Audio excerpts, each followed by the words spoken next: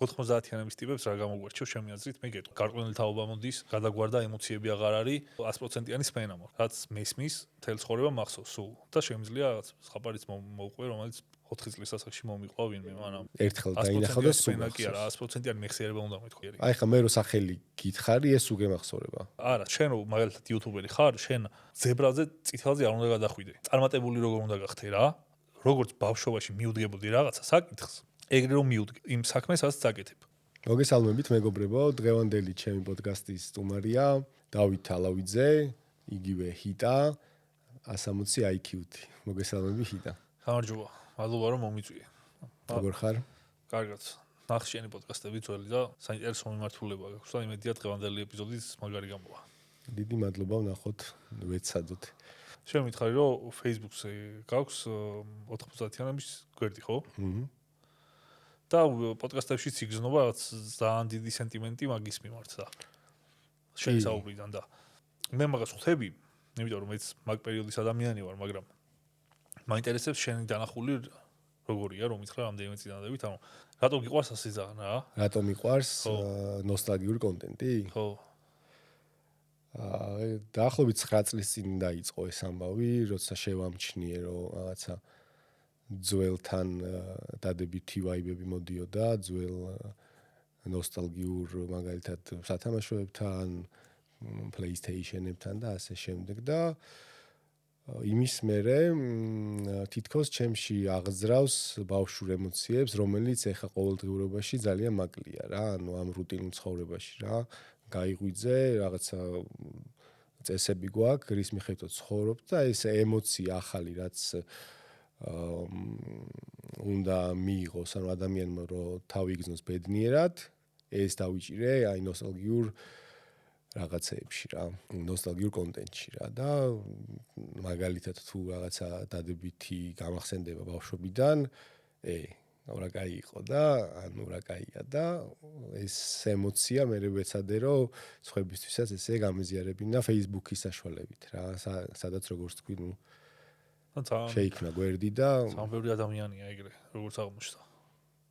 ნოსტალგიურ ხო, აი TikTok-ზეც ტრენდები იყო, რომ აი 90-იანების რაღაც კეუს ან რაღაცას რომ პოსტავენ და 100,000-ობით ნახვევები აქვს სულ. მე ვთვლი რომ ის ბავშვობის ის მოგონებები რომელიც ჩვენში ცხოვრობს იმდენად დადებითი არის და იმდენად კარგი მოგონებებია თან ერთის მხრივ რომ იმას ხო ვეღარ განვიცდით ვეღარას დროს მეორეს მხრივ რომ დრო ძალიან შეიცვალა და აი მთლიანობაში იმ ემოციას ვეღარ განვიცდით ეხლანდელ დროში, რასაც მაგალითად 20 წლის წინ განვიცდით რა. და მეც მაგიტომ გონია რა ძირითადად. მაგარია.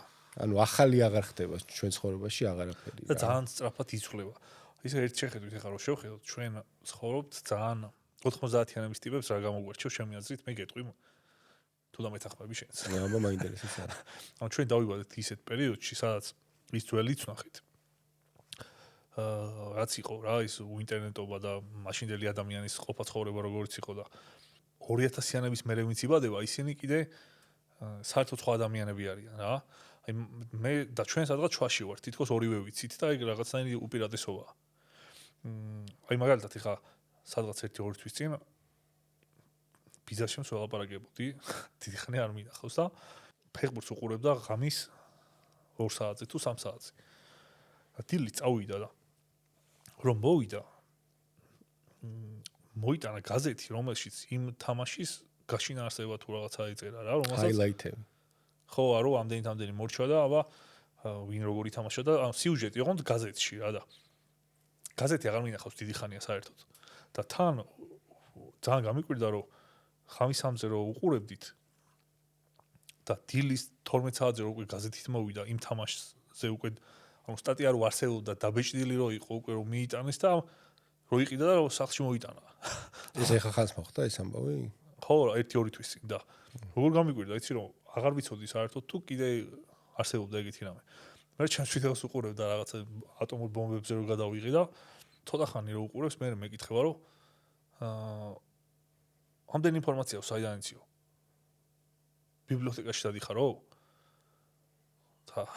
ანუ ხო ეგ ძალიან გამიკვირდა, ანუ აი ეგ თაობა არის რა, ანუ ბიძაჩვენების, მამაჩვენების თაობა, რომლებზეც გადაიარა იმ გაჭირვებამ რა 90-იანებში და ჩვენ გვახსოვს სილაღე რა და აქედან გამომდინარე ჩვენ აი შენ სწორედ თქვი რა, დავიბადეთ რომ არაფერი არსებობდა, მე გავიზარდეთ განვითარებასთან ერთად და მოვედით აქამდე, მაგრამ აი ჩვენი წინათაობა, ჩემი აზრით, რაღაცა დროის მონაკვეთში ვეღარ წამოყვა ამ განვითარების პროცესებს რა, იმიტომ რომ მეტი საზრუნავი ქონდათ, საჭმელი უნდა ეშოვათ, სახლი უნდა გაეთბოთ, რაღაცეები და ნუ იმდენად მეტი შრომა მოგვიყვანა აქამდე. მაგრამ იცი რა მე რა კუთხით ვფიქრობ, იცი ამასთან დაკავშირებით, რომ მაგალითად მისთვის როგორი სიახლეც არის ეს მაგალითად ანუ ნახე ახალი ადამიანებისთვის უკვე პატარა ბავშვებისთვის ანუ დაგუგლა უკვე ძალიან ძველმოდური რაღაცაა იმიტომ რომ ChatGPT-ს შეიძიებ უკვე ინფორმაციას რა უკვე ახლა იწყება ეგ რა 1-2 წელია რაც დაიწყო და ხა უკვე ფეხს იმკვიდრებს და მანამდე ბიბლიოთეკაში რო დადიოდა ხალხი და ის ენციკლოპედია რო ქონდა სახლში ეს ტომეულებით რო იყოს სავსე მთელი კედელი მე ბავშვობაში ეგეც ქონდა და რაღაცა საინტერესო რაღაცებს რო ვეძებდი იმ ტომებში ვეძებდი რაღაცებს ოღონდ მაშინ ალბათ 5 წლის ვიყავი თუ ან 5 წლის ცოტა დიდი ალბათ რო კითხვა ვიცოდი კარგად და მაგალითად ეხა ადამიანი რო იბადება და უკვე პირდაპირ ChatGPT-ში რო იძიებს ინფორმაციას ძალიან რთულია რომ აუხსნა ისე რომ გაიგოს და გაიაზროს კარგად რას ნიშნავს ბიბლიოთეკაში წასვლა ვიღაცის დაბადების თარიღის გასაგებად შენი აზრით ეს კარგია, ცუდია თუ ჯერ ამაზე პასუხი არ გვაქვს? ესეთი სწრაფი განვითარება? იცი როგორ არის? ადამიანები იყოფა ორ ნაწილად რა. განვითარებასთან მიმართებაში ვინც ფიქრობს, რომ პროგრესი ან დეგრადაცია აუცილებლად ან განვითარება. და ეს ამ თაობაში კი არ არის, ყველა თაობაში ეგრე იყო, ძველი საბერძნეთიდან დაწყებული და ალბათ მანამდეც. რომ ადამიანს რო კითხო ეხა ეს როგორც ვითარდება ეს კარგია თუ ცუდი. ყველა გეტყვის რომ უბრალოდ ადამიანი თავის ფსიქოტიპიდან გამომდინარე გეტყვის რომ ცუდია, გარკვეული თაობა მოდის, რაღაცა გადაგვარდა ემოციები აღარ არის. უმეტესი ალბათ ეგ არის რა. შედარებით ცოტა ალბათ 70-30-ზე ვფიქრობ რომ იქნება. 30% ალბათ ფიქრობს, რომ პროგრესი უკეთესობისკენ ცვლის და ეს ადამიანების ემოციებზე და შეხედულებებზე და ლოიალურობაზეც დადებითად აისახება. მე უფრო ეგრე ვფიქრობ. შენ როგორ ვფიქრობ? 30%-ში ხარ შენ. მე ცოტა მაშინებს რა, ანუ ესე ძალიან სწრაფ ტემპში სამყაროს განვითარება ცოტა მაშინებს კი.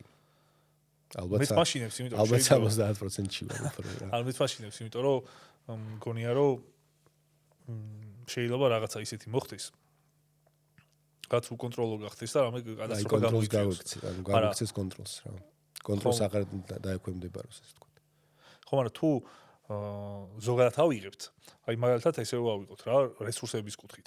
ჩემი აზრით, ცივილიზაცია რო ვითარდებით, რაც უფრო მეტი დრო გვაქვს იმისთვის, რომ უბრალოდ დავფიქრდეთ და რამე არ გვაწუხებდეს.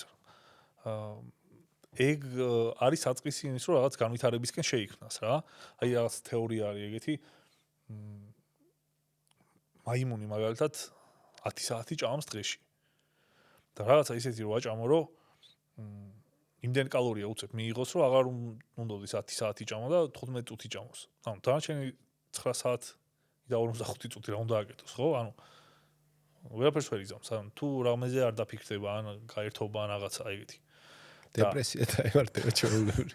ხო, ანუ შეიძლება ეგრე მოხდეს, მაგრამ იქამდე მივდივართ ადამიანები, რომ აი მაგალითად გათბობაზე ზრუნვა აღარ გვიწევს ეხა.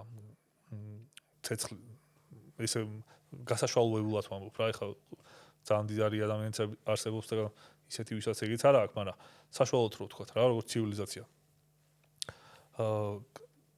სახლში გვაქვს ცხელი წყალი, თბილი წყალი, მაცივარი, კონდიციონერი, გათბობა, ცენტრალური გათბობა, საჭმელს ვიძახებთ. ტრანსპორტი, ტაქსი გვაქვს და 2 წუთში მოდის და მარტო იმაზე რომ დავფიქრდეთ, რამ ხელა რაღაცაა, რომ სახლში სითბო და გაგრილება და გათბობა შეგიძლია. ანუ რამდენიმე საუკუნის წინ მეფეებსაც კი უწევდათ, რა ვიცი, საზაფხულო და საზამთრო რეზიდენციებში თუ იმაში, სასახლეებში წასვლა, იმიტომ რომ იქ მაგის საშუალება არ იყო რა, მეფესთვისაც კი. და ამდენი კომფორტის რაღაცა რო გვაქვს, ამას შეიძლება თუ რაღაც ნეგატიურად შევხედავ, შეიძლება თქვათ, რომ აი ადამიანს აზარმაცებს, აღარა ვართ ათლეტურები უფრო მოდუმებული გეხვდებით, უცებ რო რაღაც გაჭირვება მოხდეს, გადარჩენის უნარები ნაკლები გვექნება. და ეს შეიძლება ძალიან ბევრი ნეგატიური რამე ჩამოთვალო, მაგრამ პოზიტიურებიც შეიძლება ძალიან ბევრი პოზიტიური შეიძლება ჩამოთვალო და ეს პოზიტიურები ძალიან ძვირფასია თუ სწორად გამოიყენებ რა. მაგალითად, შეიძლება ფიქრისთვის გამოიყენო თვითგანვითარებისთვის. შეიძლება ძალიან ბანალურ რაღაცას ვამბობ, მაგრამ ჩემთვის ჩემი აქმით ყველაფერი რაც ადამიანის ცხოვრებას უფრო კომფორტულს ხდის, ეგ ძალიან მაგარია. ამას წინებს ნახულობდი რაღაც ვიდეოს რა, რომელ პლატფორმაზე არ მახსოვს და ამომიგდა 90-იანების ამერიკა. ანუ ნახე რა, ყველა იყო ისეთი გამოიყურებოდნენ, რა ქვია, თხლად რა, ესე ვთქვათ, ეხლა ჩვენ რაღაცა ცოტა მე მოსუქებული ვარ, ესე ვთქვათ და ასე შემდეგ და აი ნათლად იყო ნაჩვენები ამ განვითარებამ კიდე რა ცუდი რაღაცეები მიგვაჩვია, ну გაძარმაცებას, ანუ ხალხი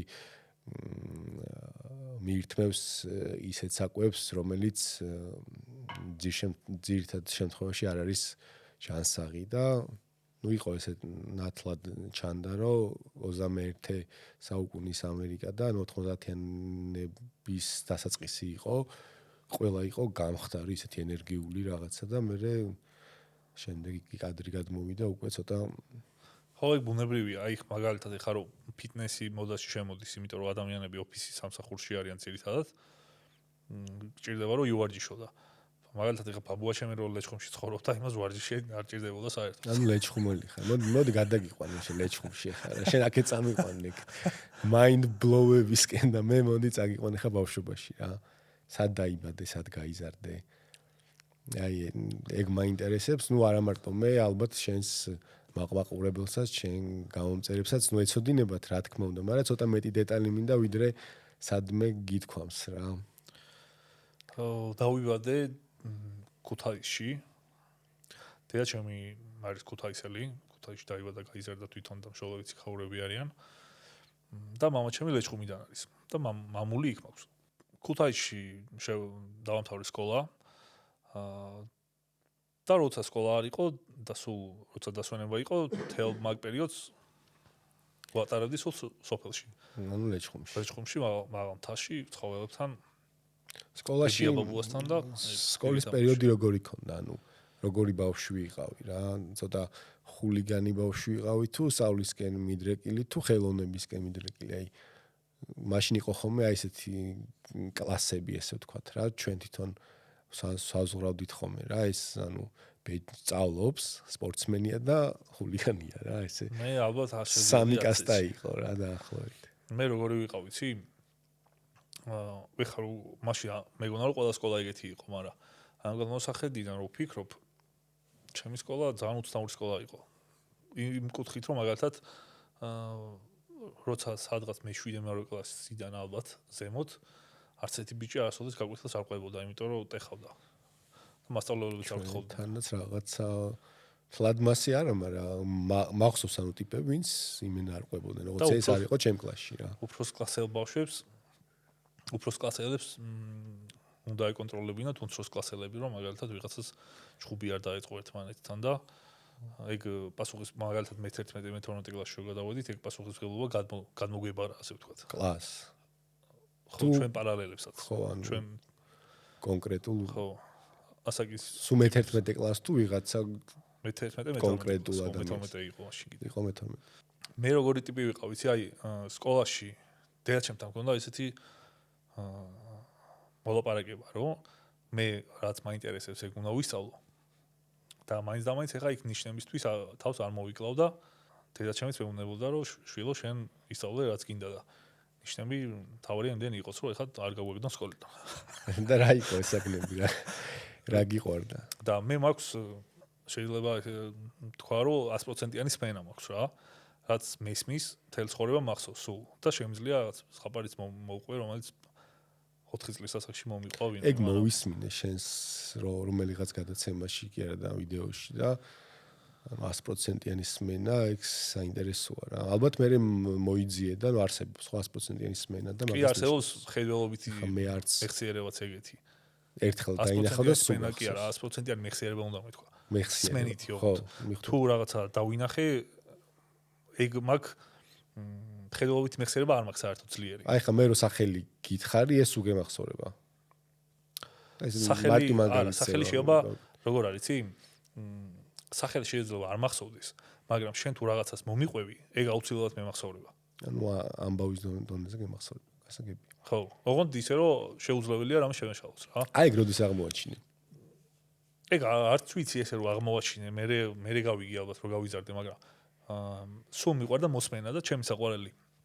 აი, მე ხარ რომ ვამბობდით ჩამოსვლისას, რომ ბევრი პოდკასტი არის საქართველოში თქო და რაღაცა ძალიან მიხარია ეგ, იმიტომ რომ პოდკასტების მოსმენა ერთ-ერთი ჩემი მთავარი ჰობი არის. და სკოლაშიც ყველა გაკვეთილას სულ უსმენდი. თავი მედოვის მეხსი და ყველაფერს ვიმახსოვრებდი, ოღონდ ეს ძალაუნებურად რა. ეხლა კიდე მაგუნარის განვითარებას ვთვლობ. და პოდკასტებს ვაყენებ 2x-ზე და ეგრე უსმენ. YouTube-ზე. მე კიდე მაგის განვითარებას ვცადდი და 2 პოდკასტს ერთად უსმინდი. და ეგეც გამომივიდა, მაგრამ ჩემ მეგობარს უთხარი ეგ შვებით ხო და შეუძლებელიაო და არ დამიჯერა. ანუ ეხლა მეც არ მგონია რომ მივალ უეჭველინა გადავამოწმო რა. რასთან ასოცირდება შენთვის ბავშვობა? ბავშვობა ასოცირდება შენთვის იმ ბავშვთან, რომელიც ცხოვრობდა ჩემში სულ და როგორ აცნობიერებდა ამ სამყაროს, რომელშიც ცხოვრობდა. და როგორი აღქმა მქონდა ისეთ რაღაცეების მიმართ, რასაც პირველად ვიგებდი რომ არსებობს რა. ანუ როგორ ვიგებდი ახალ ინფორმაციას და ამ ინფორმაციაზე რა შთაბეჭდილება მიჩნდებოდა. შეიძლება რაღაც უცნაურ პასუხს ვამბობ, მაგრამ არა, საინტერესო და ძნელი ასახსნელიც არის, რაც გულისხმობ ალბათ, შეიძლება ვერც ახსენი ზუსტად, მაგრამ იცი რა, როგორადაც აღვიქოვდი როგორც ბავშვი, ჩემი სახლი როგორია, ჩემი უბანი, ჩემი ქუჩა, ქალაქი, რაღაც დედის როლი ჩემს აღზრდაში, მამა 10 წლის ვიყავი რომ დამეღუპა და მე და შემეცბა დედამ გაგზარდა შემდეგ. ბებია და ბაბუა რაღაც მათი შეხედულებები, მათი რჩევები, დაკვირვება, ეს ქალაქის ცხოვრება, მთის ცხოვრება, შემდეგ ის რაღაც ტექნიკის შემოსვლა, კომპიუტერის აღქმა, ანუ ამ ყველაფერს როგორ უყურებდი და როგორ წარმოვედგინა საკუთარი თავი ამ ყველაფერში. აი ეგ პირველი ემოციები იმდენად მნიშვნელოვანი და ძვირფასი იყო, რომ ალბათ ეგ არის ჩემი ბავშვობის აღქმა რა. ოღონდ კიდე არ ვარ დარწმუნებული თუ სწორად ხსნი, ეხლა ის თქმაც მინდა. არა, მე სწორედ გავიგე, დაახლოებით ჩემსაც ეგ არის, იმიტომ რომ ანუ ის ემოცია, რაც რამე სიახლე თუ შემოდიოდა ჩემს ცხოვრებაში, მაგალითად, იმის აღქმა რა ვაიბსაც მაძლევდა, დაახლოებით ის ვაიბი არის ჩემთვის ბავშვობა რა. და ის რაღაც mind blow რაღაცები, რაც მქონდა რაღაცების გაგების დროს. მაგალითად ეხლა რამდენიმე თვის წინ გამახსენდა, რომ ხელი გავიჭერი. ალბათ 4-5 წლის რო ვიყავი. და ძალიან პანიკური რაღაცის დამემართა. განცდა, რომ თქვი რა დამემართა და მე მახსოვს, რომ ჩემი მშობლები მიხსნიდნენ რომ შემიხორცდებოდა. და ამის გააზრება იყო ძალიან სიგიჟე, იმიტომ რომ ვერ ხვდებოდი როგორ შეიძლება შემხორცება. ანუ რეგენერაცია როგორ მუშაობდა, მაგის გააზრება. მახსოვს მაგალითად. აი რო აგიხსნეს ის მომენტი გახსოვს. ხო. და შე როგორ აღიქვი ის გახსოვს. და მე როგორ გამიხარდა და გამოსწორდა. ანუ შენ უფრო ძირფესვიანად უყურებდი მაშინაც რა, ესე ვთქვათ. ხო, ეგრე გამოდის. კიდე მაგალითად მე ვიყავი 4 წლის, როცა ჩემი ძმა დაიბადა და მამა ჩემი მოვიდა. რამდენიმე კვირის როცა იყო უკვე ჩემი ძმა და მეუბნება რომ ეხა შეიძლება შენ გაბრაზდე, იმიტომ რომ მთელი შენი ყურადღება და დრო, რომელსაც ადამიანები გამოხატავენ შენს მიმართ და ის რაღაცა სტუმარი თუნდაც ან დედა შენს მიმართ გამოხატავდა, აი ეხლა შენ ძმაზე გადავა. და შენ მაგაზე არ უნდა გაბრაზდე. იმიტომ რომ ის პატარაა და უბრალოდ პატარა სჭირდება აი ყველაფერი რა. და მეც ალბათ ეგ იმიტომ მითხრა რომ რაღაც შეამჩნია ჩემში რომ სხვანაირი რეაქცია მქონდა მაგაზე და მე ეგ რო ამიხსნა და მაგის მე ხედავდი რომ ვინმე რომ მოვიდოდა და ჩემს ძმას ითამაშებოდა რამე მე უკვე მიხარო და ხის პატარაა და აი როგორ ეფერებია. და ეგეთი რაღაცეები რომ რაღაცებს ხვდებოდი და მე რომ მუშაობდა თუ რაღაცა აი ეგ იცი რა ეგ მაგას ბავშვობაში როგორც ვაკეთებდი ინტერესით ეხლა რომ გავიზარდი და მართლა ის ყოველდღიურობა და რუტინა და მთელი ამბავი რო ვცდილობ რომ ეგ რაღაცეების აღმოჩენის ინტერესი და გაკეთების ეხაც არ დავკარგო და ჯერ მე მგონი არ დამეკარგავს და მიხარი უნდა ხოლმე მაინც იმ ბავშვობაში რაღაცა ხო ანუ ბავშვური ინტერესით რო რაღაცას იკვლევ ახსენე რომ ძმა ყავს რა ну აი იმ პერიოდში როცა ფული არ ქონდა ფული არ იყო შუქი არ იყო გაზი არ იყო დენი არ იყო მაგ პერიოდში აი როგორ კომუნიკაციობდით ერთმანეთში მეგობრები თუ შემოგჩა რომელიმე ბავშვობის მეგობარი რომელიც აი ტრუსიკის მეგობარს ვეძახით და ზოგადად ეს თქვენი სამეგობრო აი ფულს საიდან ჩალიჩობდით მაშინ ანუ რაღაცეებისთვის რა კომუნიკაციის საშუალება იყო მობილურები ქონდა უკვე მობილურები ქონდა თქვენ ეხა მე-7 კლასში მობილური ქონდა კი რაღაცა ის Nokia მქონდა ალბათ მაგრამ ქონდა როცა არ ქონდა ანუ დაწყებითებში ალბათ 4 კლასამდე ალბათ შეიძლება 5-მდეც ამ ქონია იმიტომ რომ არც იყო მაშინ და მე რაღაცა შემოვიდა და ერთი 100-200 ლარი რაღაც Nokia ну ეგრევე ქონდა შენ რა ანუ ხო მობილური ცხოვრება არ მახსოვს შენ ჯენზი ხარ ხო მე ვარ late millennial-ი გავიქი 94-დან 17-მდე არის მე მგონი ეგ 16-მდეა მგონი ჯენზი არის 17-დან 17-დან всё თუ 18-დან არა 17-დან ხო და ის ბოლო 3 წელი millennial-ის ითქვა late millennial და რაღაც ცოტათი ჯენზისთან ახლოს ვარ კომუნიკაციაზე მობილური ოღონდ SMS-ებით და იყო ის რაღაც აქცია იყო მე მგონი ბალი იყო მაშინ მოდაში და ყველა ახალგაზრდებს ბალი ქონდა და იყო ღამის ბალი თუ რაღაცა ეგეთი ერქვა რა 12 საათის მერე იყო SMS-ები უფასო და 12 საათს ველოდებოდი რომ გვეჩათავა ეგეც კიდე იყო მეც მახსოვს ოღონდ მეც დიდი ვიყავი მაგ დროს რა კიდე იყო პერიოდი როცა მე და ჩემს მეგობრებს კლასელებს ქონდა კომპიუტერი სახლში მაგრამ ინტერნეტი არ იყო ჯერ საერთოდ ქვეყანაში ინტერნეტი სახში რო ქონოდა ძალიან იშვიათი იყო რა მე ამ ქონდა მაგრამ გახსოვს როგორი ინტერნეტი ქონდა პირველად მახსოვს რომ 50 კილობაიტი იყო სიჩქარე და როგორ მოგვეწოდებოდა ეგ თუ გახსოვს როგორ ჩაულებრივი ტელეფონის ხაზით მოდიოდა კი როგორ არა რას მაგაზინ არ ეკითხავს კავკასიაში რეკავდი გამოუშვით ინტერნეტი 1 საათი და ჯეკებს შეუცვლიდი და ჩაულებრივი 4 წელზე მუშაობდა და ხოლმე დაიწყოს ეგეთი დავდგით და იყო რა არა მაგრამ 50 კილობაიტი ქონდა სიჩქარე და თამაში რო ჩამეწერა ორი კვირა ველოდებოდა არა თამაშის დონეზე ხო რა ავოეჯი და ფილმის გამოწერა თუ ფილმს უყურებდით ხოლმე ავოეჯზე რაღაცას იმას გომჯი და ავოეჯი და რაღაცეები ლეჩხუმი ახსენე ანუ ლეჩხუმი არის ქუთაისთან ძალიან ახლოს ნუ ერთი გადასასვლელია და ნამყოფი ვარ ძალიან ულამაზესი მხარეა შოკში ვიყავი მე პირველად ლეჩხუმში რო ჩავედი საიმისვეტები ვიცი სახელებით არ ვიცი მაგრამ აი კლები რო არის ლეჩხუმზე ვიცი რა მწვანეთმა ვიცი ლეჩხუმში და всё რა შენ საკაიფო ადგილებზე ყოფილ არა მწვანეთმა ანუ დასასვენებელი ადგილი არის რა ხო და აქეთ კიდე რაღაცა მწვანე თეატრიც იყო იქ შიგლეჩხუმში თუ რაღაც ეგეთი მაგრამ ძალიან ლამაზი კუთხიდან ხარ და ლეჩხუმში გატარებული ზაფხული როგორ გახსოვს რასაკეთებით ხოლმე და ხარზე მინდა კიდე ისტორია, რა თქმა უნდა, ოღონდ რაღაცა ცოტა კიდე ისეთი ინფორმაცია მინდა, რაც სხვებთან არ გითქვამს, ესე ვთქვათ რა, ბავშვობიდან რა გახსენდა. ლეჩხუმში მე ეხა აი იმას რომ ამბობთ, ხო იცი ეხა ჯენზი თაობა არის რაღაცეები, რასაც ვერ გაიგებს ძველ თაობაში რაც ხდებოდა რა. აი ეგეთი რაღაცა მინახავს იქ როგორი ეკოსისტემა იყო, ნახე? სოფელში ხო ცხოვრობს ოჯახები. ძირითადად იყვნენ ხალხი, იქ ვინც დაიბადა და გაიზარდა და მისი მამებიც იქ ცხოვრობდნენ, ბაბუებიც იქ ცხოვრობდნენ. ქალაქში არ დადიოდნენ, ანუ არ ჭირდებოდათ.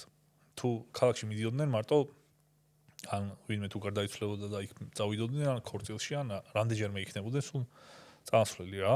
ყველას ჰქონდა მეურნეობა, ქათმები, რაღაც ღორები, ძროხები და ხარები. ხარი იყო ოჯახის აუცილებელი რამე, ან ხარის გარეშე ოჯახი არ იყო საერთოდ რა. ცხენების კულტურა ნაკლებად იყო. ცხენი ყავდა ისეთ ტიპებს, ვინც სანადიროდ დადის ან ამე ეგეთი. მეურნეობაში ცხენს იქ არავინ არ იყენებდა საერთოდ.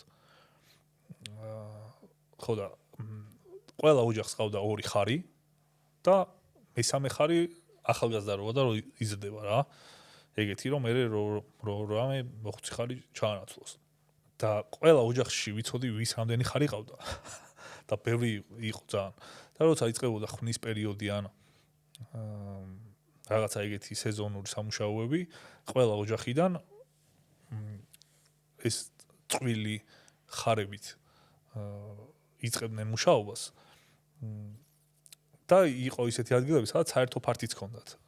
მიწის ნაკვეთი და ყველა ერთად და ერთი 20 ან 25 უღელი ხარი ესე როგორ ხნავდა. და იქ როგორ ხუმრობდნენ ერთმანეთთან, როგორ ჭამდნენ. და მე ხა 5 წელს ვიყავი ალბათ მაშინ, მაგრამ ეგ ძალიან საინტერესო იყო ეგეთი ცხოვრება.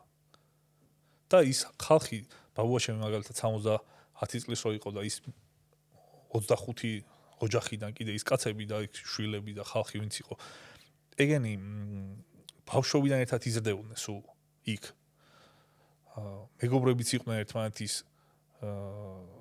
უახლოესი ადამიანები. წარმოგიდგენ 70 წელი რომ მეზობელი ხარ და ინტერნეტი არ არის, მაშინ რომ სხვა რაღაცეები აკეთო.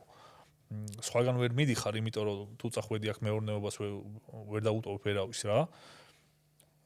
და ესეთი რაღაც community იყო, რომელიც ყველაფერში ერთმანეთს ეხმარება და ასაპორტებს და პატივისცემა აქვს ერთმანეთის და რაღაც შხუბი არასოდეს არ იყო და ეგეთი არაფერი რა.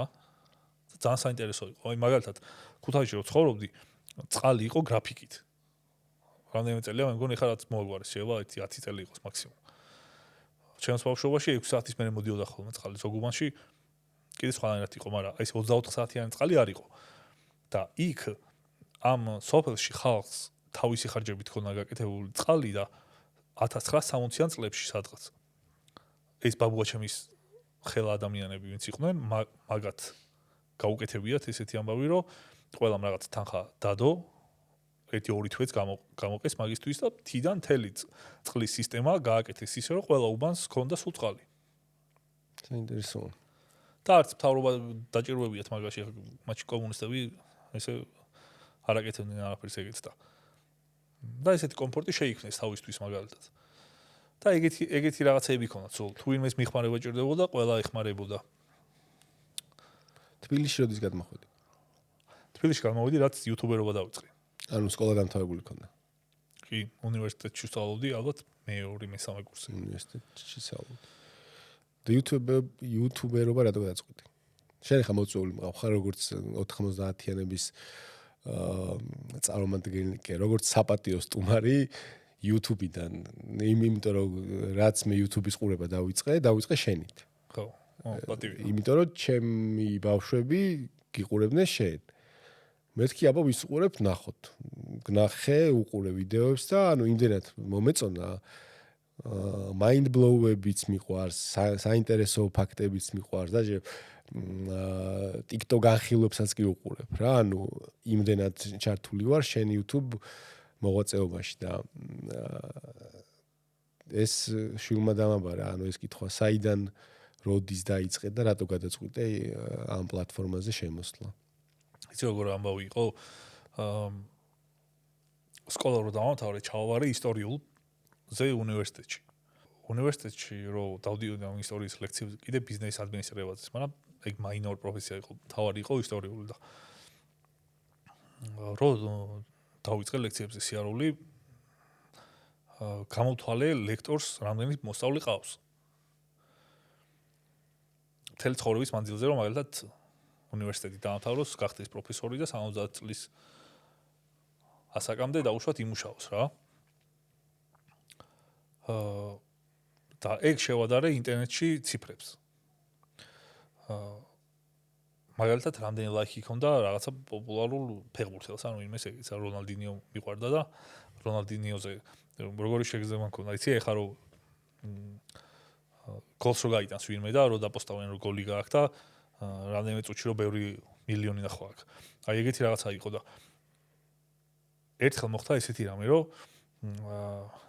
რონალდინიომ გოლი გაიტანა და ბარსელონას Facebook page-ზე დაიპოსტა რაღაც სურათი.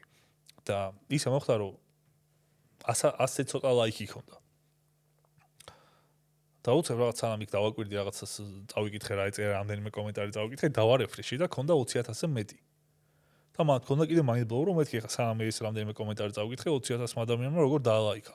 20,000-მა თუ დაალაიქა, ისე იგი რამდენმა ნახა უფრო მეტმა, ხო? იმიტომ რომ დალაიქების რეიტი შეიძლება 10%-იც არ იყოს. თან მაგ პერიოდში გავაკეთე ისტორიული Facebook page.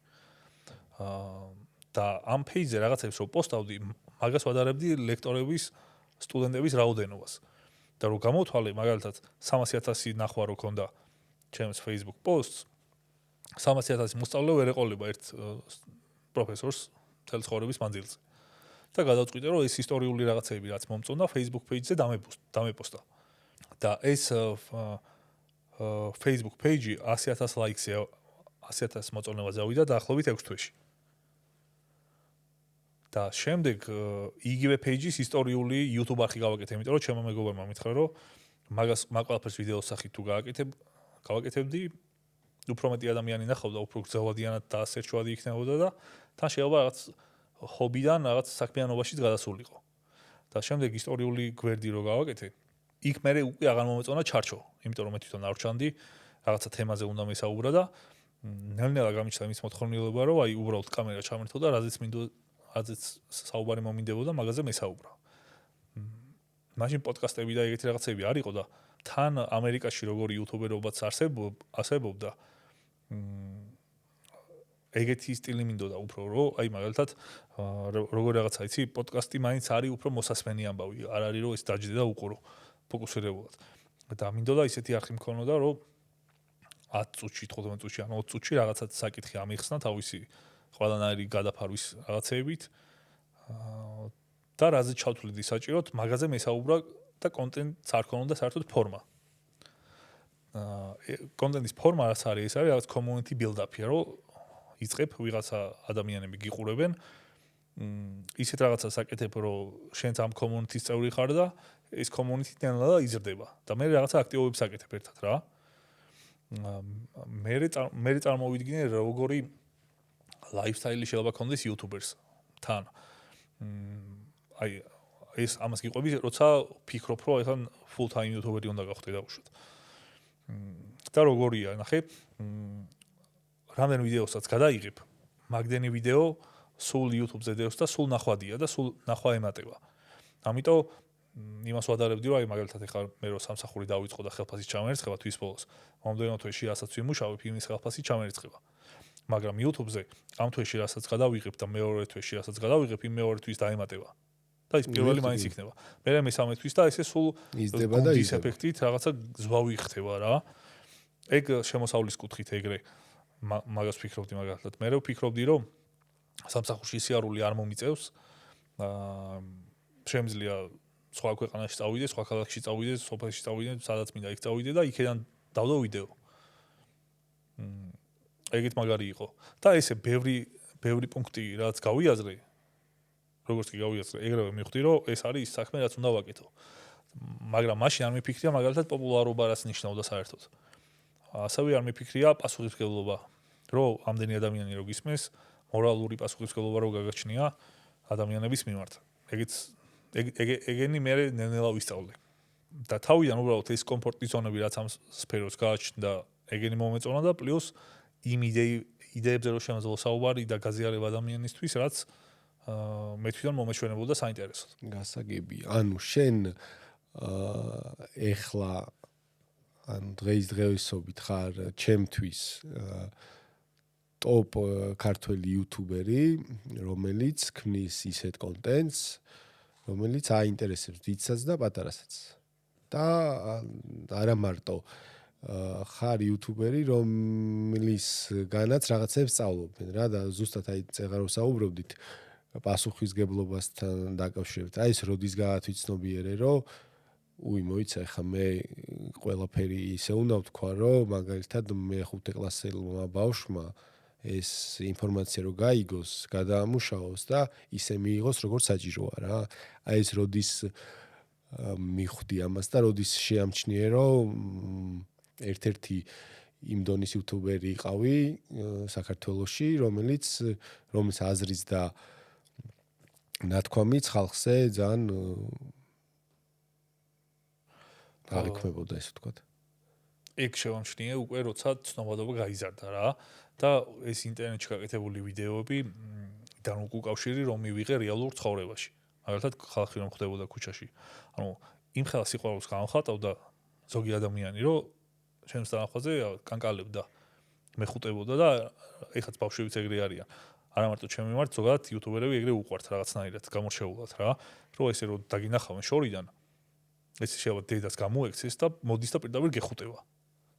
მაგრამ შენ აქ სხვა პასუხისგებლობა აქვს ვიდრე იუთუბერმა ვიდეო დადო რაღაც TikTok-ის გადაიღო განხილვა რაღაც შენ გაქვს სხვა დატვირთვა შენ ამათვის ლექტორი ხარ ესე ვთქვათ დიდ აუდიტორიის ლექტორი ხარ რა ანუ პატარებისაც და დიდებისთვისაც ანუ რაღაც ინფორმაციის წყარო ხარ რა იმიტომ რომ მე შეიძლება შენ ვიდეოში რაღაცა მოვისმინო და ხვალ ან ზეგ მეგობრებთან ერთად სუფრაზე ვამტკიცო რა და მე უეჭველი უნდა ვიცოდე რომ ეს მართალია იმიტომ რომ ანუ ეჭვი არ მეპარება რომ მართალია მაგრამ აი ხომ მივხვდი რის თქმაც მინდა რომ ანუ იმდენად შემეცნებით და იმდენად კაი რაღაცებს დებ რომ მე ვთქვა ეხა ატომურ ბომბზე რაღაცა რო ვთქვა ხვალ ანუ ეს დამაჯერებელია რა და ესე არის და ანუ ბავშვი ითვისებს ამას ბავშვი ისმენს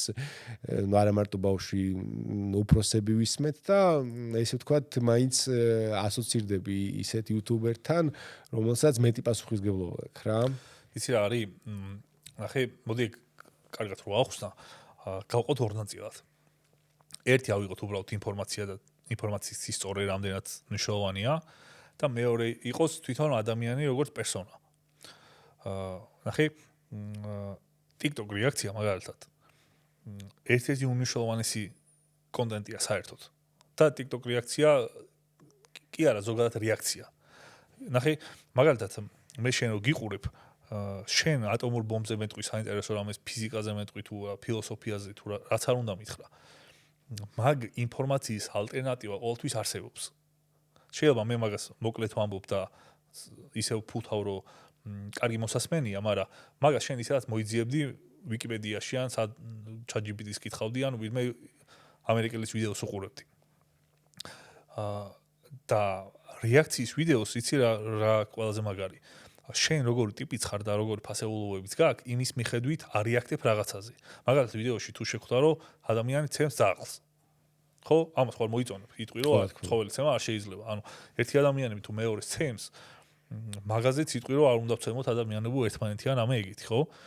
და ესე რომ ჩაშლილად განვიხილოთ, შეიძლება TikTok რეაქცია ბევრად უფრო ფასეული კონტენტი იყოს, ვიდრე ფიზიკაზე რო რაღაცას მოვყვები.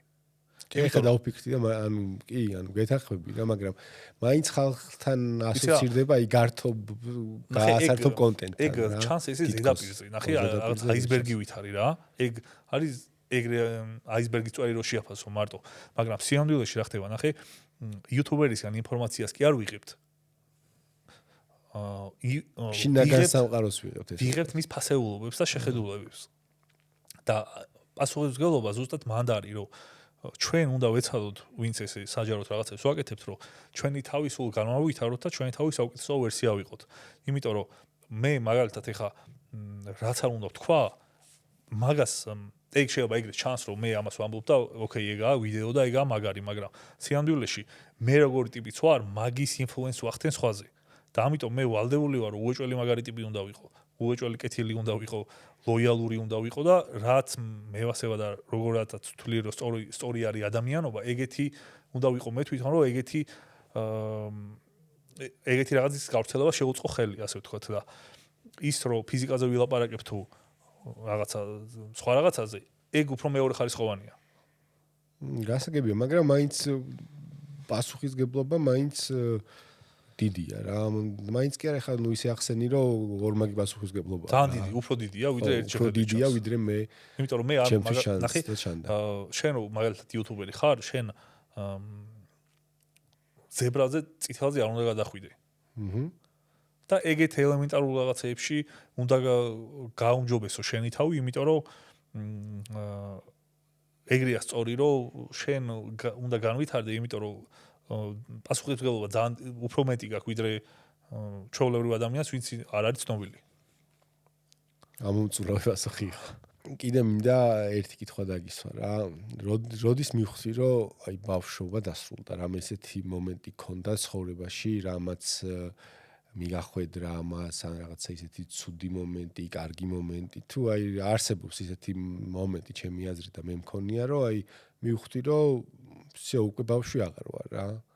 უკვე აი დიდი ვარ და რაღაცა მე მაგაზე ცოტა უცნაურად ვფიქრობ, იმიტომ რომ მე მინდა რომ არ დასრულდეს საერთოდ. აი ეგრე მეც მინდა, მაგრამ ხო და ეგ მაგაზე რაღაცები უნდა გააკეთო მაშინ. რო არ დასრულდეს. მე მაგას დავიწყე რაღაცების კეთება და არხი გავაკეთე რომ არ დამისრულდეს ეს. ხო, მაგრამ იცი რა, ნახე ბავშვი არის ყველაზე მაგარი მაშინ ხარ, როცა ბავშვი ხარ. და ბავშვებს ნახე კიდე რა არის, იცი?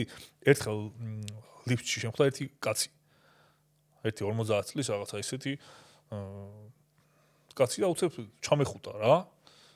და თან ნასვამი იყო და მეო ჩემი ბიჭებიო შენო გიყურებენო და საერთოდ არ ვიციო ვინ ხარო მაგრამ მაგარი კაცი იქნებიო იმიტომ რომ ბავშვებიო რო გიყურებენო ბავშვებსო ვერ მოატყობებო და ესე იგი მართლა მაგარი კაცი ხარო და გავიდა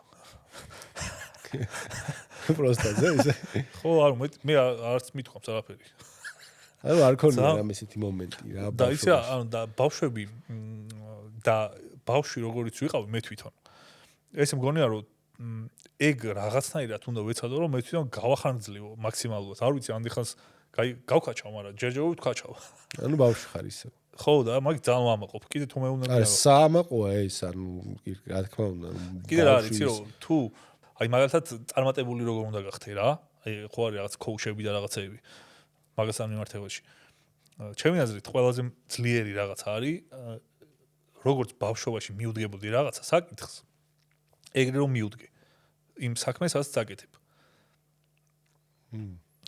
იმ ხელა ინტერესი გექნება და იმდენად გაერთობი თან და იმ ხელა ჩელენჯი იქნება რომ ეგეთი მოტივაცია შეუძლებელია სხვა რაღაცისგან მიიღო. არ ვიცი თუ სწორად თუ ხარ ის თქვაც მინდა მაგრამ წარმატებული ადამიანები ვინც ვიცი შემოსავლითაც და კიდე რითიც შეიძლება გაიზომოს წარმატება ყველანაირი კრიტერიუმით ყველა ძალიან ბავშვურია სინამდვილეში და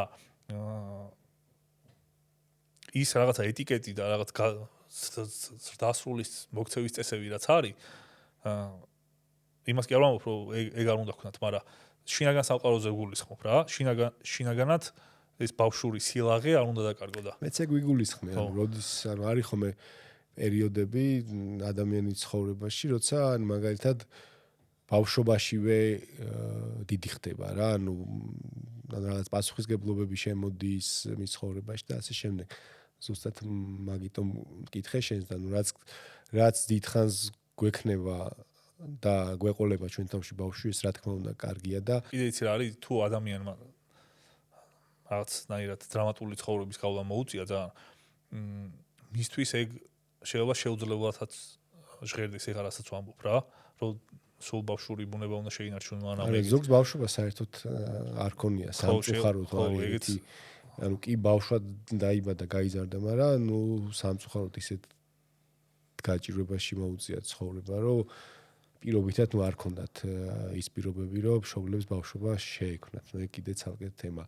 სხვა შორის სადღაც მოვისმინე და ეხაც ახსენე რონალდინიო მოგწონდა ბავშვობაში, მეკითხა, ფეხბურთისკენ იყავი, ხო? და გამოდიოდით ხოლმე რაღაცა უბანში ზოგი რონალდინიო იყავით, ზოგი მესი და გარაჟებზე რომ უყავდით სულ ბურთს და ხაზული არ ქონდა, მინუს 5 კი არა, 105-ს თამაშობდი სულ და რონალდინ ფეხბურთის პლაკატების ოთახი მქონდა. შემოგჭა რომელია პლაკატი? არა. არა. მე ამოგიღებ ხა. აკადაკიცილი მაქვს.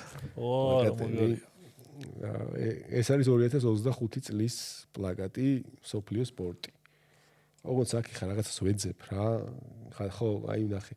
სოფლიო სპორტი 2005 წლის თბილისში ღირს 20 თეთრი და თბილის გარეთ 25 თეთრი. აი პროცესი საიკითხე ზემოთ სათაური. ხო და მინდა რომ ეს პლაკატები გაჩუქო. ცოტა ბავშვობაში ჩაგიყვანო კიდე. ესეთი სოფლიო სპორტი გამოდიოდა და რა მაგარი პერიოდის ბარსა არის. ეგ რომელი ბარსაა? დეკორო არის და აი ეს არის ჩემს საყვარელი პლაკატი და მინდა რომ გადმოგცე ესეც. და დიდი მადლობა. არაფერს ეს წამიერად თუ გადაგიყვანს ბავშვობაში ძალიან გამიხარდება. აი ესეთი პლაკატები მქონდა. აქ არის ყველა. სპორტ სიახლენია, ხო? ახლა როგორ არის შემონახული. ესე როგორ შეინახე, ესე კარგად. ბავშვობიდან ვაგროვებ პლაკატებს. მე ხა ხო არ დაგიცოტავე ჩემი საჩუქრის კაცი. არა, პირიქით. იმდენი მაქვს რომ საკმაოდ მე მქონდა ეს სპორტ სიახლენის ესეთი პოსტერები შპალერზე აკრული სულ. კი, ყველას ქონდა რა. მე რეალი მომწონდა და ძირთადად ზიდანი, რაული და ფიგუ და ეგენი მყავდა კედელზე გაგრულები. დიდი მადლობა. ეხლა ჩამოდის რონალდინიო საქართველოში ერთ-ერთი და კი, ჩამოდის ვიდეოს ნახე, მიდიხარ თამაშზე. კი, დაბადიჟებული ვარ. ჩემი მოვარს ინტერვიუ აქვს კიდე ჩანიშნული და შეხვდე კიდევაც. მართლა, ძალიან კაია. თუ მოახერხე. ძალიან კაია. ჰიტა დიდი მადლობა ჩემს გადაცემაში მოსვლისთვის. მე ძალიან მცირე აუდიტორია მყავს, ეხლა დავიწყე. თავარი ის დავიჭირე რომ სიამოვნებს ვიდეოების გადაღების პროცესი, დადების პროცესი, არ ვითვლი ახლა subscriber-ებს რამდენი ყავს, არ ვატოლებ ნახვებს და ზოგადად პროცესი სიამოვნებს და მინდა მადლობა გადაგიხადო ჩემ გადაცემაში მოსვლისთვის. და წარმატებები მინდა გისურვო, გიყურებ, ახლა მანქანა ჩამოგდის და ძალიან გვაინტერესებს რა მანქანა არის, როგორ არის და ასე შემდეგ დეტალებს ნახავთ მე შენს YouTube არხზე. დიდი მადლობა რომ მომიწვიე, ძალიან საინტერესო იყო. და ბევრ გამომწერებს გისურვებ. კარგია რომ ეგეთი მიდგომა გაქვს. თავიდან მე რო გამომწერების დანახვების დათვალა და შედარება დაიწყო, ძალიან თუდი გზაა. ხო, მე როგორ ასაკში დავიწყე თან რომ უფრო ვეძებდი ჰობს რა. ჰობი მინდოდა რაღაცა ისეთი ახალი ჰობი, რომელიც მე სიამოვნებოდა რა.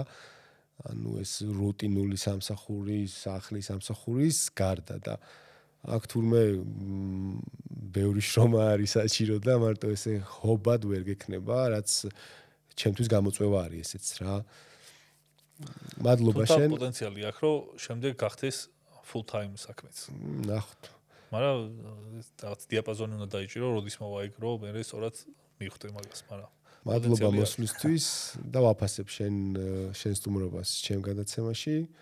მეგობრებო, გთხოვთ გამოიწეროთ არხი, დააკომენტაროთ ვიდეოს ქვეშ და თქვენთვის საყვარელი იუთუბერი მყავდა დღეს. მე ესე მგონია რომ ყველასთვის საყვარელი იუთუბერი რახან ჩემი შულების და ჩემი საყვარელი იუთუბერია ჰიტა. მადლობა დიდი პატივია და საჩუქრისთვის.